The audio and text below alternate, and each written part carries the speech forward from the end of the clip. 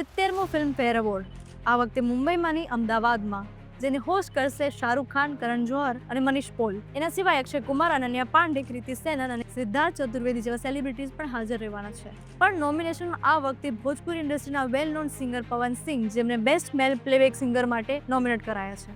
જો તમે પણ આ રાતને લાઈવ જોવા માંગો છો તો district.in પર તમને એની ટિકિટ મળી જશે. જે ટિકિટની પ્રાઇસ 5,000 થી VIP ઝોન 50,000 સુધીની છે. પણ અનોખી વાત એ છે કે દરેક સિટિંગ ઝોનને ગુજરાતના ફેમસ સ્થળના નામ પર રાખવામાં આવ્યા છે, જેમ કે અંબાજી, દ્વારકા, રાણી કી વાવ, શિવરાજપુર, ધોળાવીરા, રણ ઓફ કચ્છ વગેરે. જેમાં અંબાજી ઝોન, જે સ્ટેજથી બહુ નજીક છે, તેની ટિકિટ 40,000 થી 50,000 સુધી છે. દ્વારકા, જે મધ્ય ભાગમાં છે, તેની ટિકિટ 30,000 થી 40,000 સુધી છે. શિવરાજપુર, જેની ટિકિટ 20,000 થી 30,000 છે. ધોળાવીરા, જેની ટિકિટ 10,000 થી 15,000 છે. અને સૌથી દૂર પણ સસ્તું સાપુતારા, જેની ટિકિટ 5,000 છે. દરેક ઝોનનો કલર એ થીમ પ્રમાણે નક્કી કરવામાં આવ્યો છે, એટલે કે દરેક સીટ એક અલગ અનુભૂતિ આપે છે, ફેથ, હેરિટેજ અને પ્રાઇડની. 70મો ફિલ્મફેર એવોર્ડ 2025ને ગુજરાત રાજ્યમાં લાવવાનો મુખ્ય ઉદ્દેશ્ય રાજ્યને એન્ટરટેનમેન્ટ ટુરિઝમ હબ રૂપે સ્થાપિત કરવાનો છે.